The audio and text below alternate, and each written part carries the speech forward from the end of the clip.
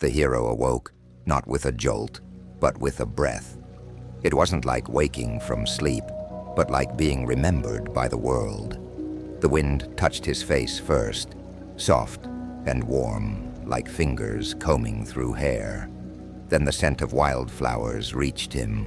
Lavender, sweetgrass, something ancient. He opened his eyes to a sky painted in hues he couldn't name. Not quite blue, not quite violet, but the color of forgetting. He lay in a meadow that stretched endlessly in every direction, the grass gently bending as if bowing to his presence. There were no cities, no roads, no sounds of life, only the rustle of tall grass and the call of a bird too distant to see. The kind of quiet that doesn't mean silence but peace. He sat up slowly, feeling no pain and no memory. His hands were calloused but unfamiliar. His body was strong, but nothing about it felt aged. The only thing he knew was that he had been through something brutal. Yet here he felt no weight or burden, only peace. There were no shadows in this place. Even with the sun above, light seemed to come from everywhere. The sky, the ground, even from within. He walked, and no direction, no purpose, just walking, because it felt like the world expected him to. And then he saw it, a figure seated beneath a great willow tree that hadn't been there a moment ago. It was a bear, immense, fur the color of old ashes, eyes deep amber like ancient honey. It didn't move as the hero approached, didn't flinch or growl. It just watched him, calm, timeless. The hero stood a few paces away, unsure. "Do I know you?" he asked. The bear tilted its head, then spoke, not with a growl, but with language. Its voice was thick and slow, like a boulder rolling downhill. "You knew me when you were still dreaming." The hero blinked. "What is this place? What do you mean, dreaming?" The bear looked around, as if the question were too small. "It is what you needed, a pause between breaths, a clearing between battles." The hero sat across from the bear, mirroring its stillness. He felt like a child and an old man all at once. He glanced at his hands again. His fingertips were stained with something, maybe blood, maybe paint, or both. "Was I fighting?" he asked. Yes and no. The bear closed its eyes as if listening to something beneath the earth. "Sometimes an enemy isn't really an enemy," the bear said calmly. "Sometimes the fight is within ourselves." The hero lowered his head. Something in his chest ached. Not a wound, but a weight. "What am I supposed to do now?" The bear opened its eyes and met his gaze. "You are here to remember who you are not, and what must come next." The hero stared at the grass. Each blade moved with such precision, like it had meaning. He whispered, "Is this death?" The bear chuckled, a sound like thunder on the horizon. "What is death? There is no such thing. Does anything ever truly die, or does it only take shape into something else? A flower is only a flower until it withers back into the earth to become something else. Is that death?" They sat in silence, the wind dancing between them. The bear spoke again. "Most men live like shadows in a cave, mistaking echoes for truth. But you came looking for the fire. And I found it. You burned with it." The hero smiled faintly. "And was it worth it?" The bear's answer was slow. "Ask me when the garden blooms again." Something shifted behind the bear. A path appeared. Stones laid in a winding trail leading into a misty forest, dark but not cold. The hero hadn't seen it before. The bear turned back to him. "You cannot stay here. You already know that." The hero stood. "Will I see you again?" The bear nodded. "In every reflection, in every doubt. I am the part of you that never stops asking why. Go now, my friend. This path is yours, and yours alone. The hero placed a hand on the bear's massive shoulder, and for a moment he felt warmth, like fire inside a mountain. Then he walked toward the path, and the world began to shift. Darkness fell not like a curtain, but like water, slow, creeping, and heavy.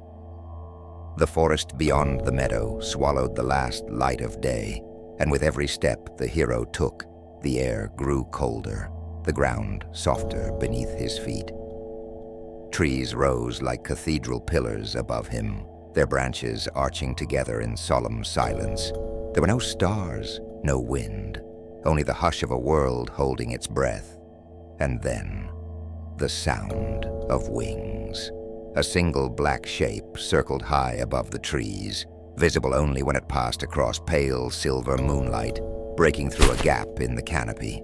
A raven, vast and slow, as if time didn't touch it. Its cry wasn't harsh. It sounded like a call to remember. The hero watched it, unsure, but deep down, something in him understood. It wants me to follow. The path twisted and narrowed, thorns brushing his arms, branches reaching for his cloak, like fingers of the past. Strange shapes moved at the corners of his vision, half-formed memories perhaps, or shadows pretending to be beasts.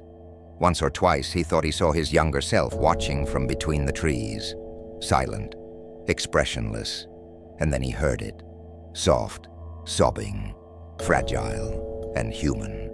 He turned, alert. Just off the path, beneath the hanging boughs of an old willow, a small figure sat curled at the base of the tree, shivering in the moonlight. The child looked up. The hero froze. It was him. No question. 8 years old, maybe. Same eyes, same face. The boy stared with gleaming, sad eyes, tears streaking his cheeks. "They're so mean to me," the child said, voice trembling. "They laugh at me all the time. I just wanted a friend. But no one wants me. I'm not like them." The hero's throat tightened. He knelt and wrapped his cloak around the boy's shoulders. "You're not alone anymore," he said. "Come with me." The boy looked up, hopeful. "Really? Really?" They walked together through the hush of the forest. After a few steps, the child looked up again. "I'm scared. Please don't let anything bad happen to me." The hero placed a hand on the boy's back. "I promise, I'll protect you." They walked a little farther. The forest began to thin. Just before the clearing opened ahead, the hero asked gently, "Where are your parents?" No reply. He turned around, but the child was gone. "Where are you?" the hero shouted. There were no tracks of anyone else, only the hero's boot prints in the dirt, as if he had walked alone the whole time. When he faced forward again, his cloak lay neatly folded in front of him. He picked it up, draped it back over his shoulders, and continued down the path. He entered a clearing lit by moonlight, unnaturally bright and circular, as if carved out by a celestial blade. In the center of the clearing, something jutted from the earth, half buried in moss, worn by time, but unmistakable. A sword. Its hilt was wrapped in dark leather. Its blade, dulled and tarnished, shimmered faintly, as if it remembered fire. Perched atop the hilt was the raven. It stood perfectly still, black eyes locked on the hero. He stepped forward slowly, breath caught in his throat. His heart beat faster, not from fear, but recognition. This wasn't the first time he had seen that sword. He knelt. The raven looked down at him and leapt into the sky. It circled once above the clearing, then vanished behind the trees like a dream on waking. The hero reached out. His fingers trembled as they wrapped around the hilt. A hum filled the air, not a sound, but a feeling. His body remembered what his mind had forgotten. His grip adjusted instinctively. His feet found balance. The blade lifted from the ground like it had waited lifetimes for him. Then the clearing darkened. Fog poured in from all directions, thick and cold. Whispering began, soft, cruel voices crawling across the air like insects. The hero stood tall, sword in hand. From the mist came the wraith. Not a creature of flesh, but of shadow and sorrow. It moved like smoke, eyes hollow, mouth a torn wound that screamed without sound. Tendrils of darkness pulsed with malice as it drifted forward. The hero didn't speak. He raised the blade, and the wraith struck. Their battle was chaos and silence, movement and stillness all at once. Steel met claws with sparks of memory, flashes of the past bleeding through every strike. The face of a loved one, steel ringing in darkness, a scream he couldn't place. The wraith clawed at his thoughts, though trying to tear him apart from the inside. But the sword held, not just steel. Truth, and truth, even tarnished, cuts through lies. With a final roar, the hero drove the blade through the wraith's chest. Cold exploded outward, then silence. The fog pulled back. The wraith was gone. The hero dropped to one knee, breathing hard. Above, the raven circled once more, and for the first time, cried out like a bell. A call forward. He stood, sword in hand, alone, but no longer lost. The path turned jagged, steep, and cruel. Gone were the whispering trees and silver moonlight. Now only stone surrounded him, black and cracked like burned bone. The air was thinner here, colder. The hero's breath came in short clouds. Every step felt like trespassing on something ancient and angry. This was the Black Mountain. Nothing lived here, nothing wanted to, but something watched. A strange silence took hold, not peace, but a silence with teeth, the kind that made even the wind feel unwelcome. Then came a sudden thunder of hooves. The hero turned and saw a blur galloping along a high ridge, kicking up gravel and dust. A horse, black as midnight and fast as death, tore across the mountainside. On its back rode a tall, slender figure in robes torn like funeral shrouds. Its face was hidden behind a smooth white mask, expressionless except for faint carvings of sorrow and rage. The Phantom, and sprawled across the front of its saddle, limp, fragile, unmoving, was a woman. Her hair flew behind her like a banner, one arm dangling, fingers brushing stone. She wore a torn gown stained with dirt and ash. Her face was obscured. Her body looked lifeless in the Phantom's grip. The hero's chest seized. He didn't know who she was, but the sight cut deeper than memory. Without thinking, he ran. Something monstrous came behind. A hound, massive and night-colored, burst from the shadows. Its body was all snarls and sinew, jaws wide, eyes glowing like coals in a furnace. It surged toward the hero, each stride cracking stone beneath its claws. The hero raised his sword, too late. The beast snapped for his throat, but as it lunged, a sudden strike caught it in the ribs. The Phantom, without even turning its head, had kicked the hound aside. The creature yelped, hit the ground running, and continued after the rider. They were on a mission. They did not stop to engage. They carried out what they were sent to do. In seconds, they were gone. The mountains swallowed their trail. The hero stood in the dust storm left behind, breath stinging, knuckles white on the hilt. At a fork in the trail ahead, something lay crumpled on the ground. He approached slowly, sword raised, instincts raw. A body, a man, dressed in ceremonial robes, once fine, now torn and soaked through with dark blood. His arms were bound with golden thread, and his chest had caved in as if crushed beneath some unthinkable weight. But what struck the hero deepest was not the corpse. It was what was missing. The man's head was gone. In its place, scattered gently around the base of the neck, were rose petals, red, fresh, unwilted, as if someone had placed them there with care. The hero crouched, staring down at the petals. Not a warning, a message. And whoever this man had been, the woman was connected to him. A cruel offering, a severance. The hero rose, unnerved and confused, and pressed onward into the mountain pass. Stone closed in, light thinned. But beyond the ridge, far in the distance, a faint glint caught his eye. Like sunlight on gold, a kingdom awaited. Aurelius shone like a mirage on the horizon, radiant, proud, and too still. Its walls were high and flawless, carved from pale stone, veined with gold.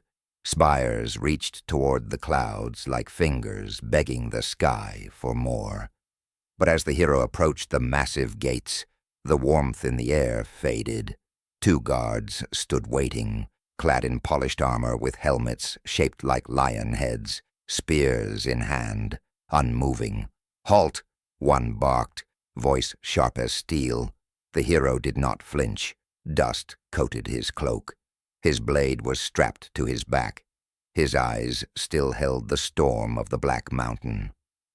"What business brings you to Aurelius's gates?" the other asked, suspicious as if he'd seen 100 liars and expected 100 more. "I was sent here," the hero replied. "I don't know why." The guards exchanged a glance. One gave a short nod. "Drop your weapon." He hesitated, then slid the sword from his back and laid it across a stone. A guard inspected it, then signaled the gate. The doors groaned open.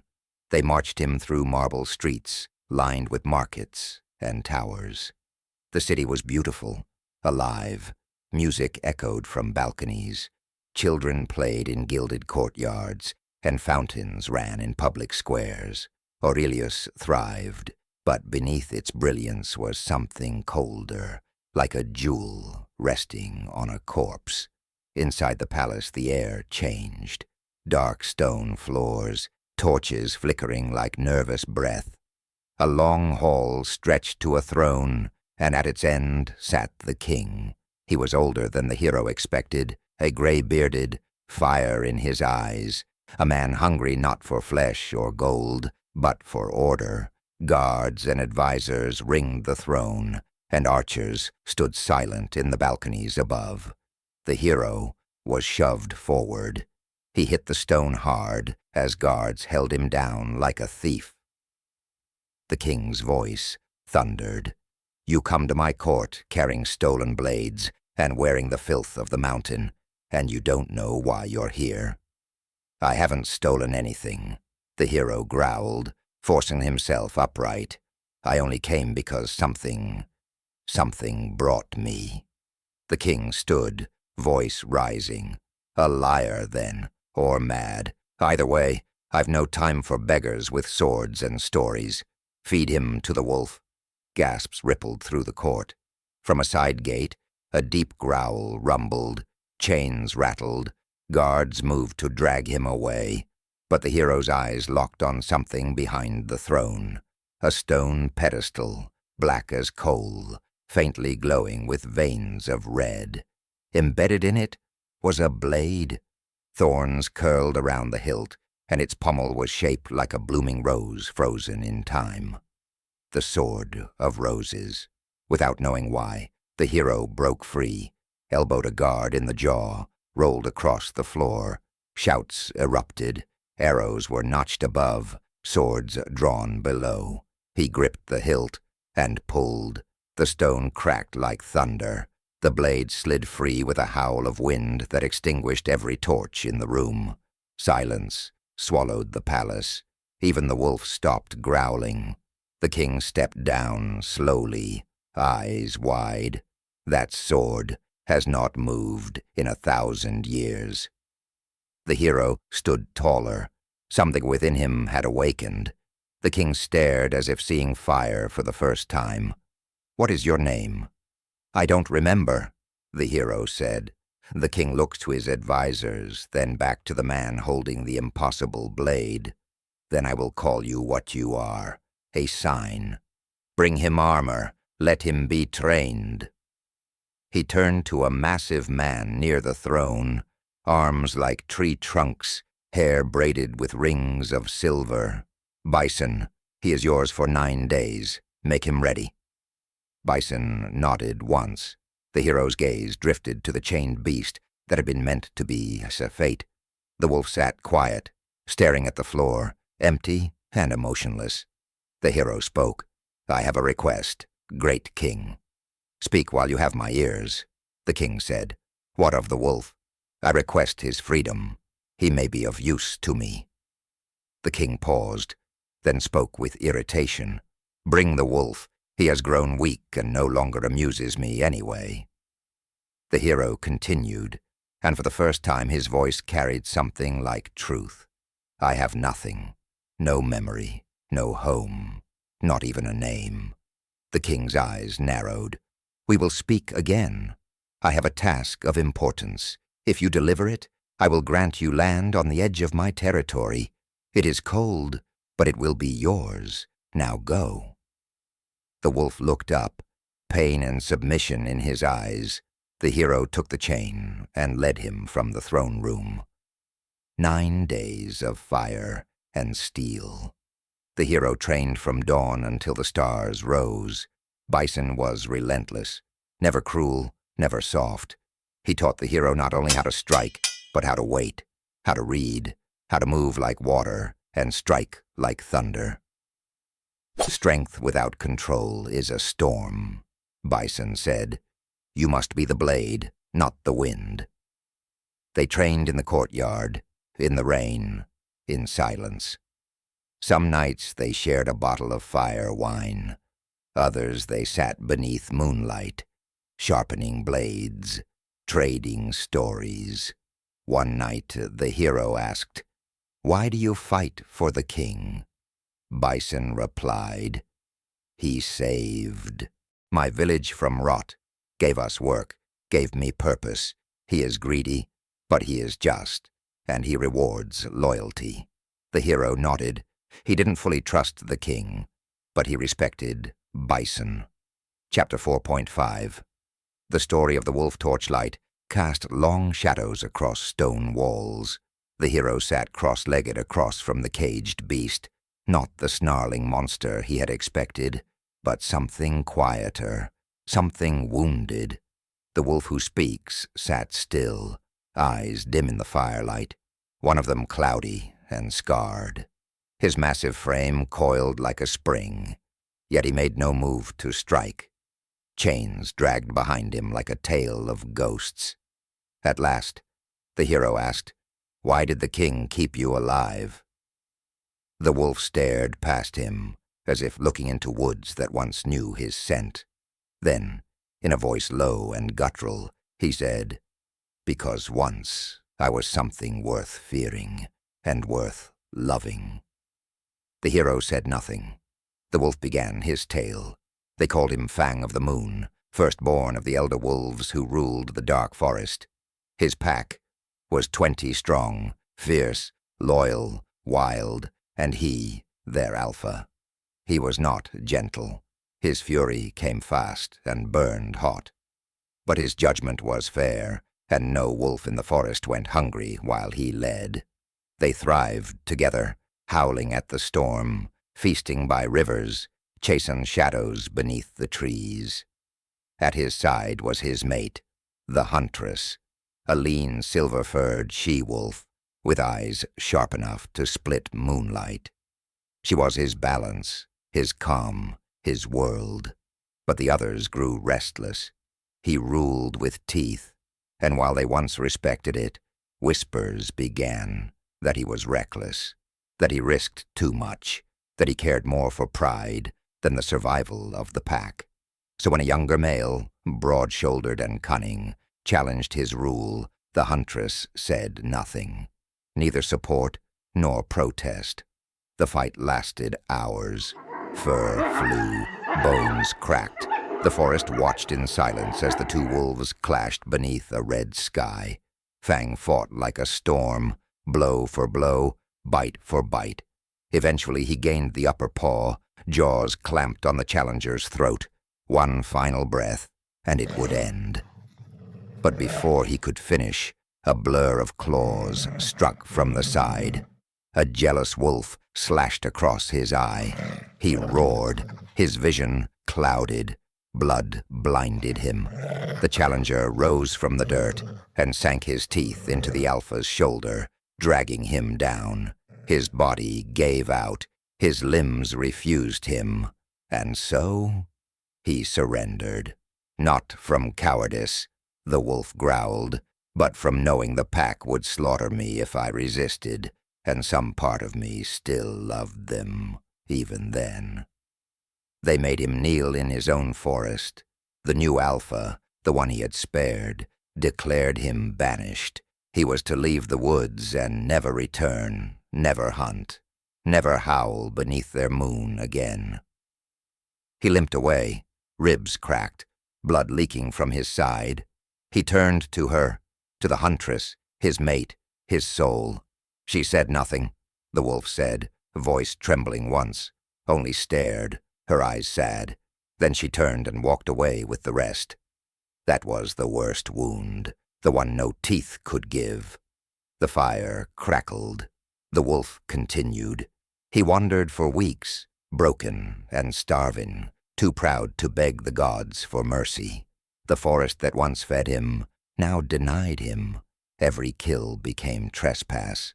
Then hunger broke him. He crossed the borders. He killed the king's cattle, not out of malice but desperation. They set traps for him.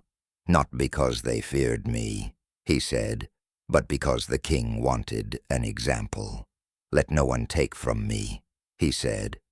They caught him in iron snares. When he struggled, they beat him with poles until he stopped moving. His mouth bled. His ribs cracked again. He was muzzled, chained, and dragged into town. Through cobbled streets they pulled him, tied to a wagon like a prize kill. People came out in droves, not to honor him, but to mock him. Children threw stones, men spat, women flung rotten vegetables. A drunk shouted, "Call yourself a king of wolves? You're nothing but a mutt on a leash." And still he said nothing. Blood dripped onto the stones. Laughter followed him like smoke. They paraded him through the throne room like a trophy, a living warning. But the king did not kill him. Instead, he fed him traitors, men and women who defied the crown, thrown into his cell like meat. They thought I was mindless, the wolf said, bitter, that I would devour anything to survive, and for a while I did. His voice lowered, but I never forgot who I was. I was not their beast. I was a wolf, a leader, a lover, a fool. He turned his scarred gaze toward the hero. So when you ask why I speak, boy, it is because I still remember what it is to be heard. Silence fell. Then the hero rose, stepped to the bars, not in fear, but understanding. They betrayed you, he said softly, but you survived. The wolf lifted his head, for now. The hero unlocked the cage and unchained him. The wolf stepped free, no longer chained, only waiting. "You're not going to attack me?" the hero asked. The wolf chuckled like gravel in a cave. "If I wanted you dead, you'd be bones." The hero looked down at his hands. "I don't even know who I am." The wolf's eyes gleamed. "Then we have that in common." For 9 days, the hero changed. He bled, he healed, he learned. The sword felt lighter, his thoughts clearer.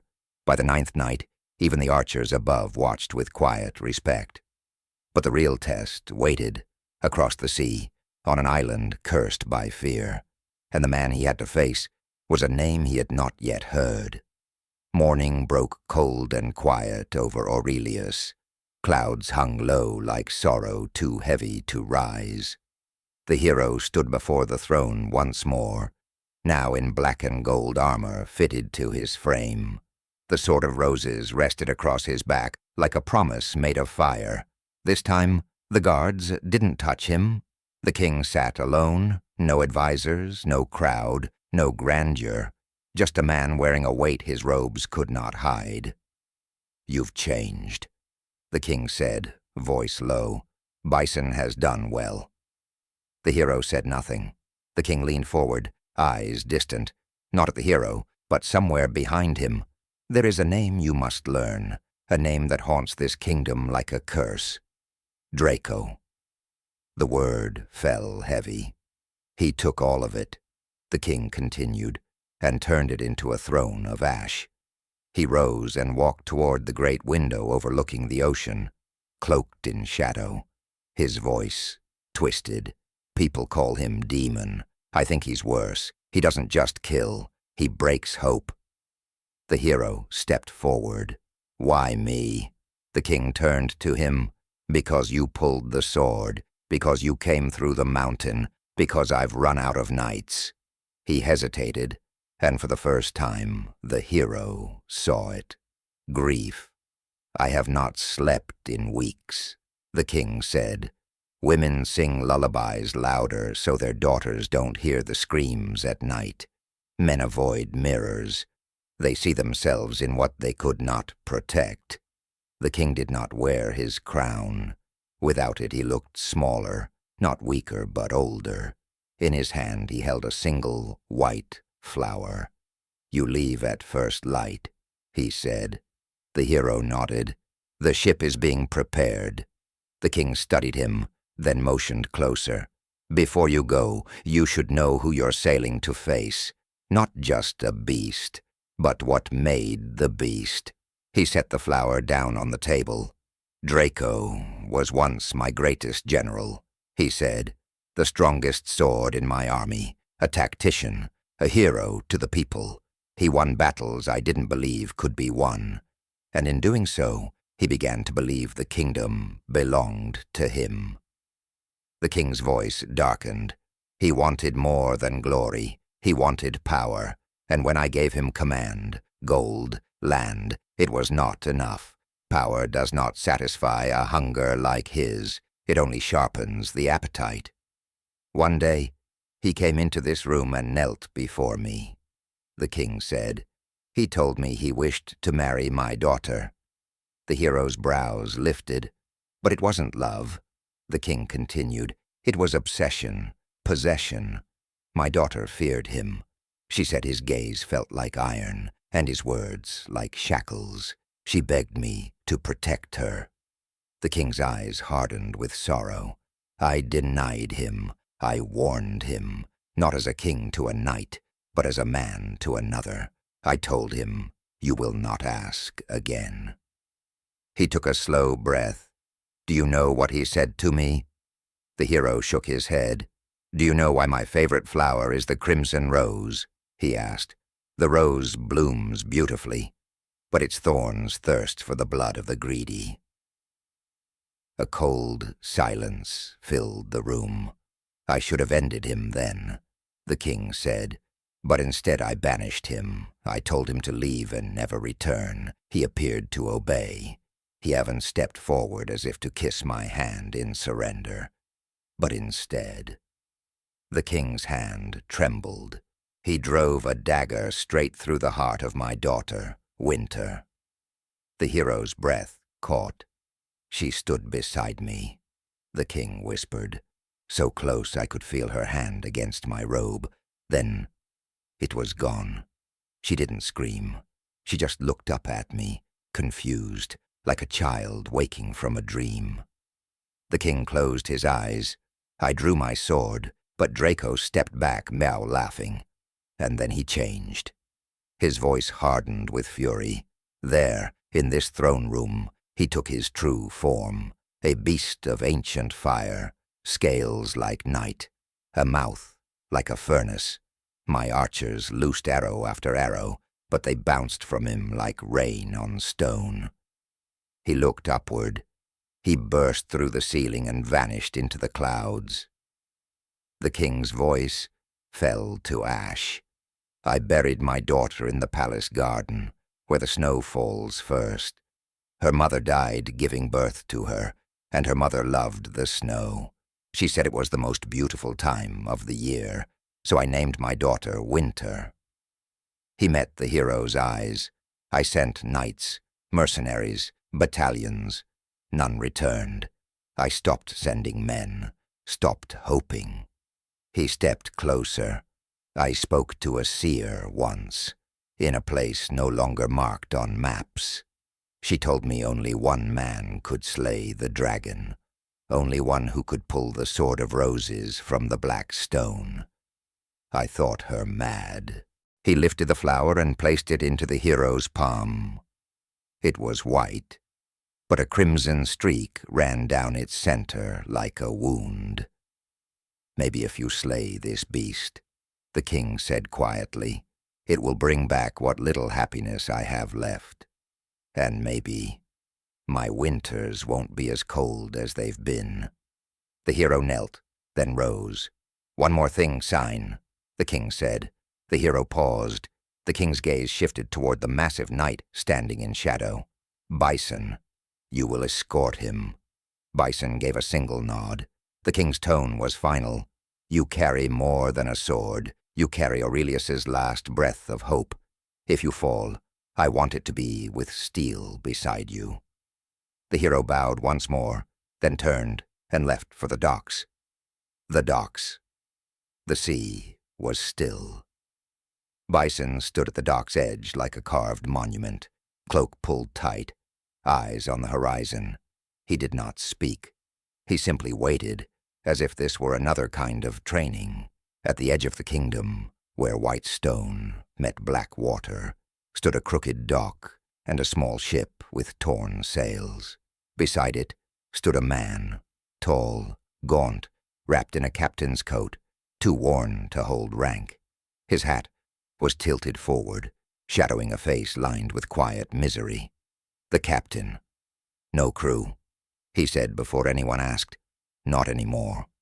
The hero stepped closer. You're still sailing. The captain shrugged. Orders are orders. The king said you needed passage. The hero looked at the ship.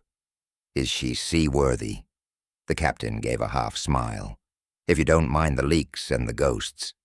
From the dock's shadows, 4 men emerged, each cloaked in dark gray, bows slung over their shoulders. Their armor bore no sigils, but their movements were sharp. The archers.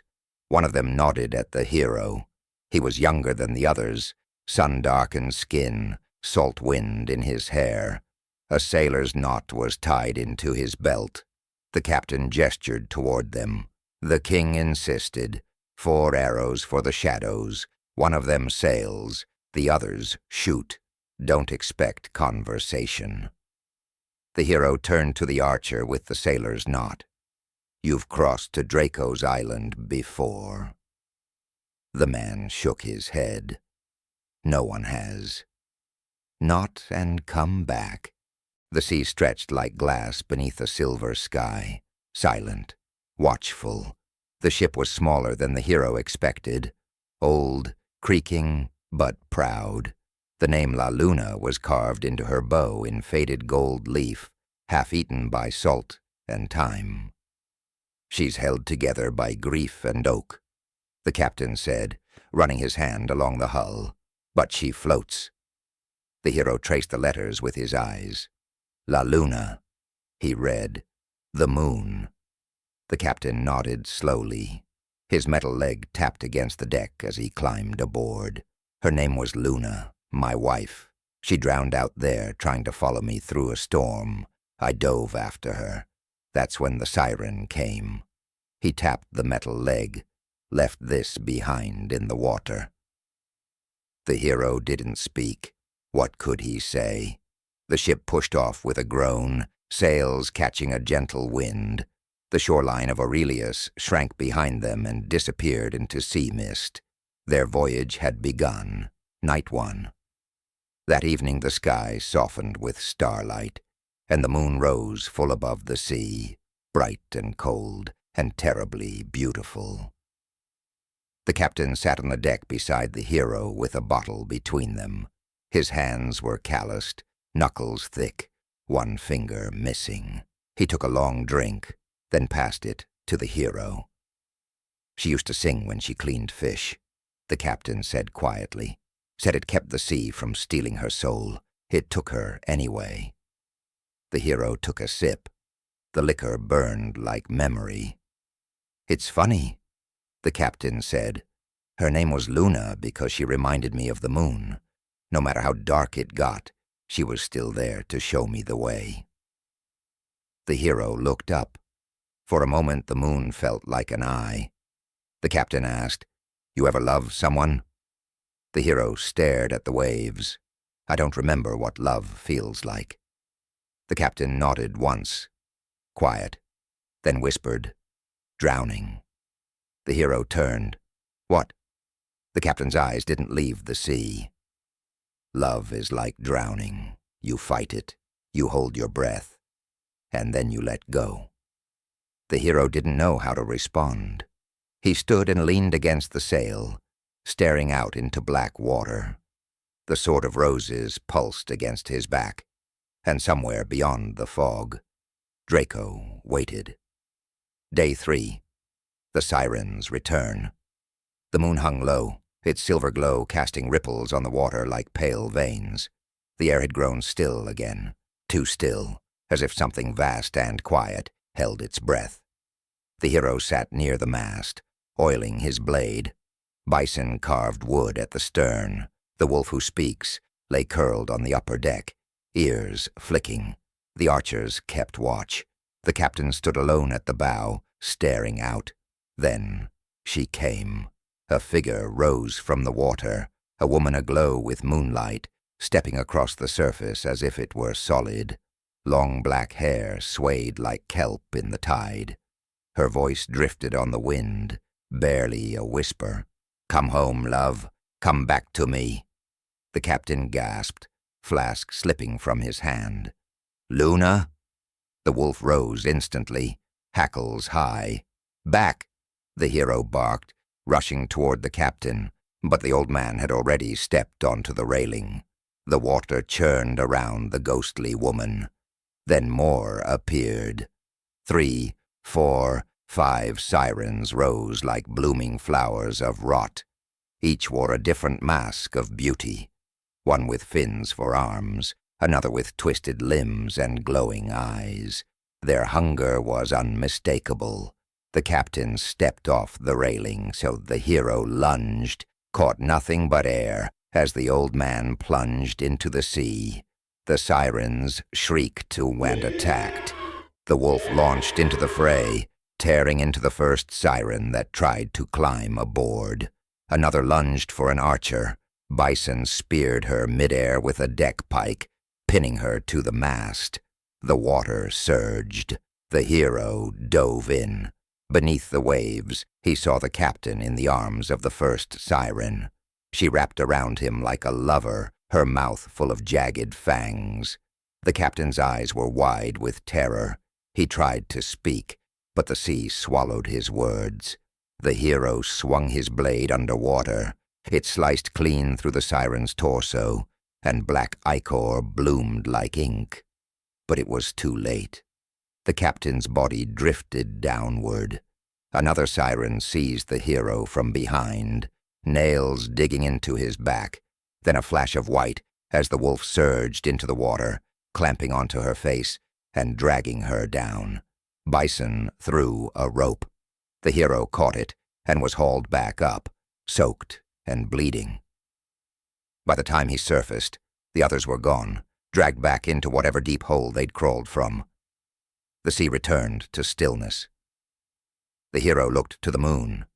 She was the moon, the captain had said. Now he was one with the stars. Day 6. The sea beast awakens. The storm hit just before dawn.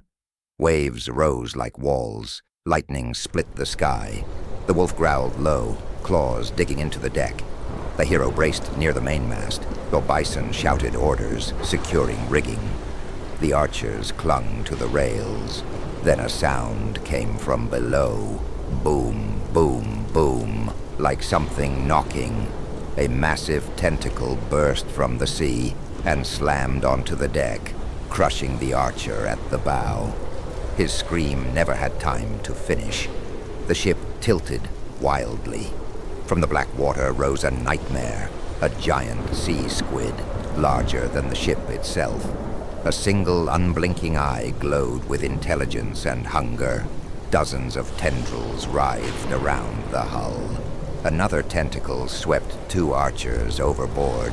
One snapped against the railing, the other was dragged beneath the waves, screaming until the sea cut him off.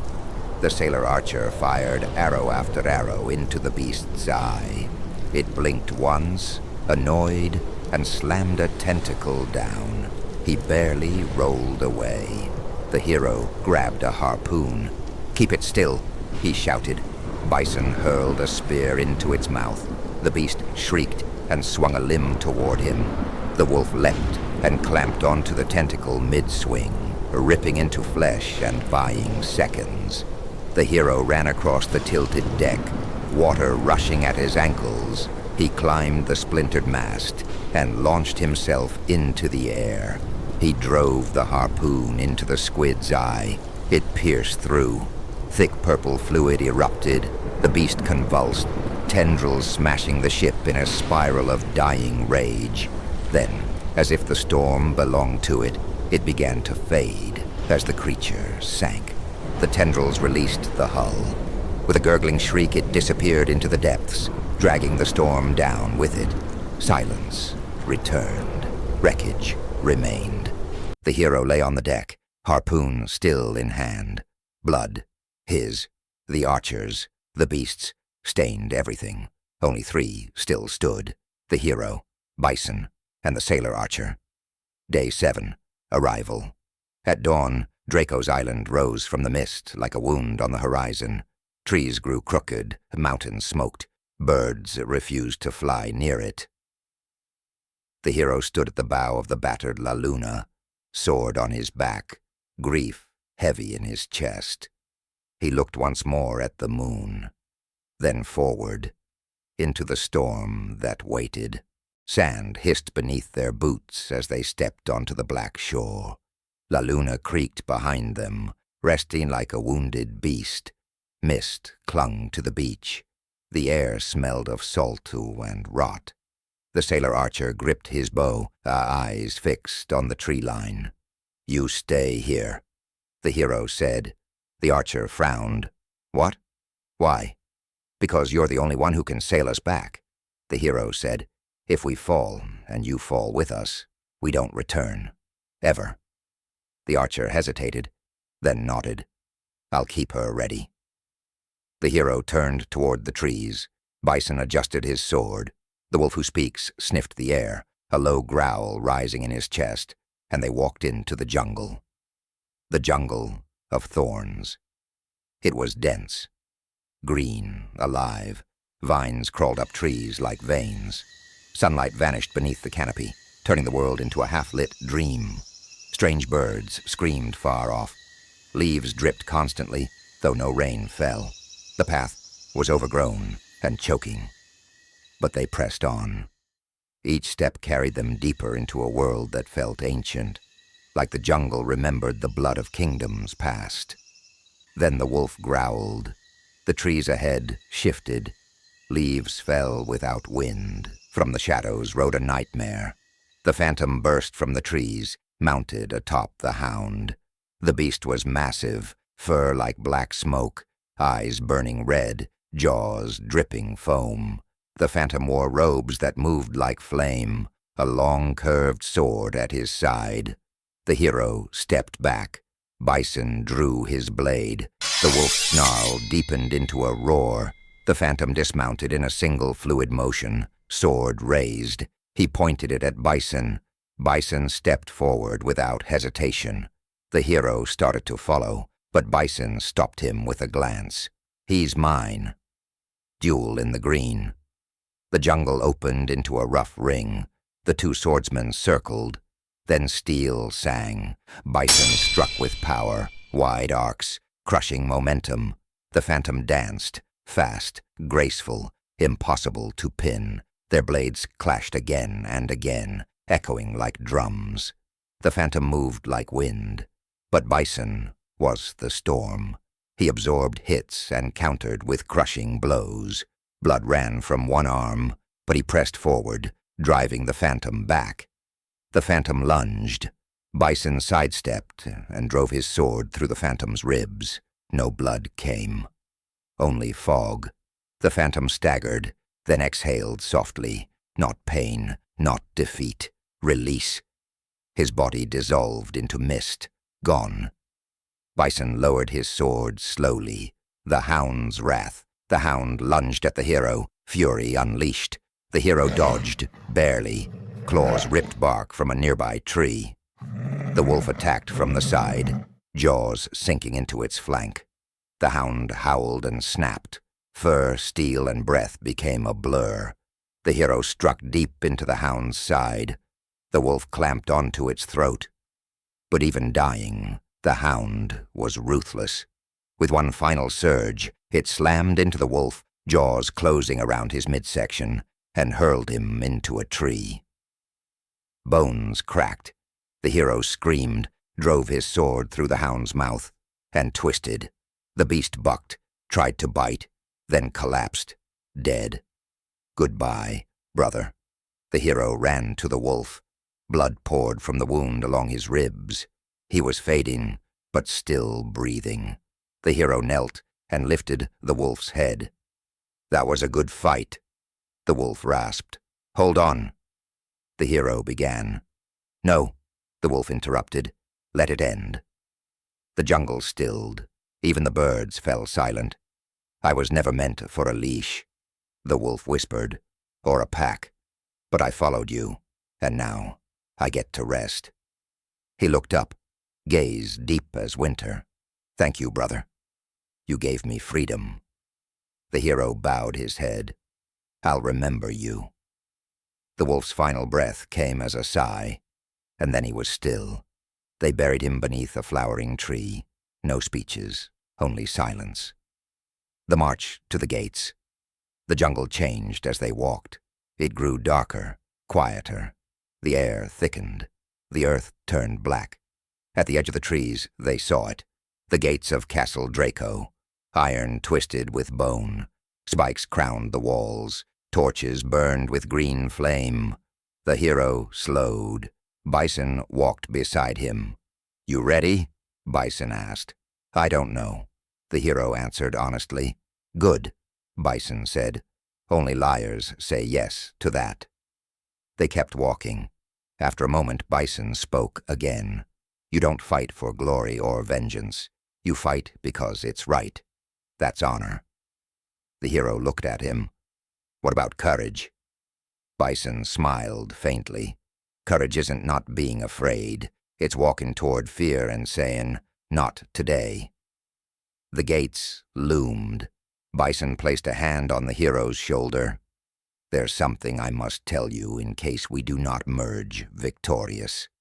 The hero said nothing, only watched him. Bison spoke quietly, hesitant but calm. The king's daughter, Winter. We were in love, her and I. The day before Draco killed her, we agreed to tell the king I was going to ask his blessing the day of her death. He swallowed. I was in the market searching for a ring when I heard the bells from the castle. I saw the demon fly from the rooftop.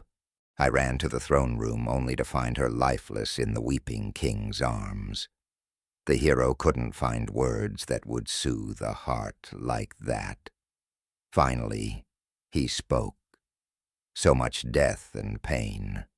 He is a shadow over this world. We will finish this together. They neared the gates. The gates did not creak or groan. They opened silently, parting like shadows slipping from light. No chains, no guards, No signal, only an invitation written in stillness. Bison's hand rested on his sword hilt. The hero stepped in first, jaw tight, eyes sharp. He knows we're here. They passed into the heart of Draco's castle. The empty halls. It was like walking through the ribcage of a dead god. No light came through the high windows. Torches were cold. The floor was polished black stone, coated in dust, as if no one had walked there in years.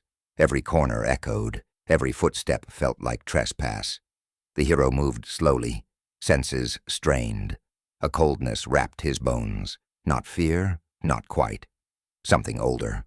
Loss. Bison broke the silence. Do you feel that? The hero nodded. Something hollow. They passed halls filled with statues, some broken, some weeping, some with faces too warped to name. Doors lined the corridors, all shut. Paintings hung crooked, their colors muted by dust. Then a scent drifted through the air. Apples. Sweet. Faint. Familiar. The hero followed it up staircases and through corridors until they reached towering double doors carved with roses. The scent was strongest here. He pushed. The dining hall of the dead. A vast room opened before them. A banquet table stretched end to end, draped in crimson cloth. Candles flickered low, casting long shadows. At the far end of the table sat a man, Draco. He looked younger than the hero expected. Broad shoulders, dark hair tied neatly back. His eyes shimmered gold in candlelight, calm, unreadable. He wore a coat of black velvet embroidered with silver vines. He cut a piece of apple pie with a gold fork and ate in silence. To either side of him sat 10 women, beautiful, draped in silks and jewelry. None smiled, none looked up. They ate in silence, heads bowed. Closest to Draco sat the maiden, the same woman the hero had seen sprawled across the phantom saddle.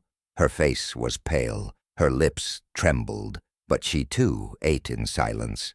Mounted along the walls hung skulls, clean, bleached, arranged like trophies. Above each chair a nameplate was carved into the wood. Husband, lover, fiancé, knight. The hero's fists clenched. Draco looked up and smiled. Please, he said smoothly, join us. Bison glanced at the hero.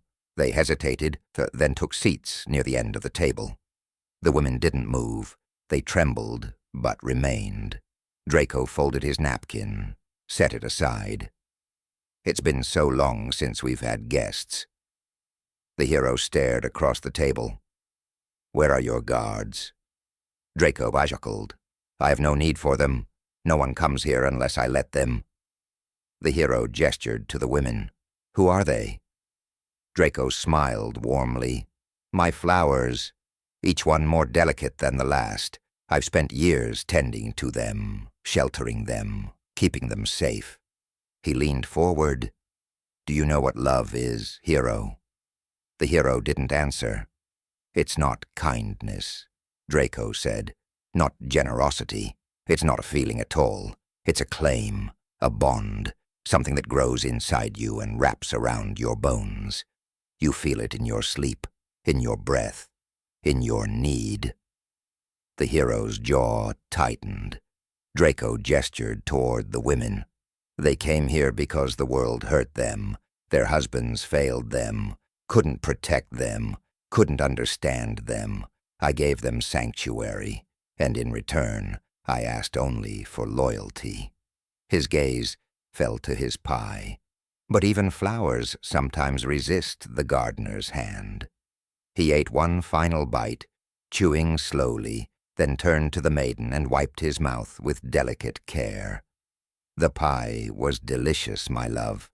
I know you don't like apples, but you did a fine job. I can tell you made this with love. She flinched. Bison stood slowly. I've heard enough. The hero stood beside him. Both drew their blades. The women trembled, still seated, bound not by rope, but by fear. Draco sighed and stood. You would kill a man in front of his wives? He smirked. Then I suppose I'll kill for them instead. He drew his sword. The fall of Bison. The fight exploded into motion. Draco moved like liquid flame, graceful, brutal, exact. He parried Bison's heavy strikes, slipped past the hero's blade, danced between angles like a man born inside violence. He cut Bison's leg, then shoulder, then ribs. Bison fought like a wall of iron. He pushed back, landed a cut along Draco's side. The hero struck next, but Draco kicked him back, blade spinning. Then Draco twisted under Bison's swing and drove his sword into Bison's gut. Bison gasped. Blood spilled from his mouth. He dropped to his knees. "You were brave," Draco whispered, "but not enough." Bison looked at the hero one last time. "Finish what we started. Slay the dragon." Then he fell. "Fire and chains, run," the hero shouted to the women. They rose in panic. Chains clanked at their ankles, bolted to the floor, all but the maiden. She looked at Draco, then the hero, and ran. Draco's smile vanished. He screamed, and in a horrible liquid motion, he transformed. Bones cracked. Scales tore through skin. Wings erupted. His mouth split into a furnace of teeth. A dragon, full and monstrous. With one inhaled breath, he roared, "If I can't have them, no one will." He breathed fire across the table. The women screamed as flames swallowed silk, hair, flesh. Chains rattled against stone. Their voices climbed and broke and vanished. The smell of burning filled the hall. Their screams would never leave the hero's ears. The garden duel. The hero fled, through halls, past skulls, down a spiral stair into the courtyard.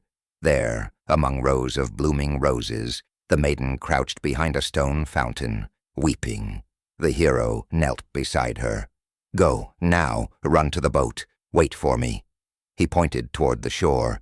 She stared at him, then kissed his cheek. Then she ran. A wall behind them exploded. Draco slammed down into the courtyard, then shifted back into human form. He stood naked in the rubble, smoke rising from his skin. But he didn't move like a man who'd won.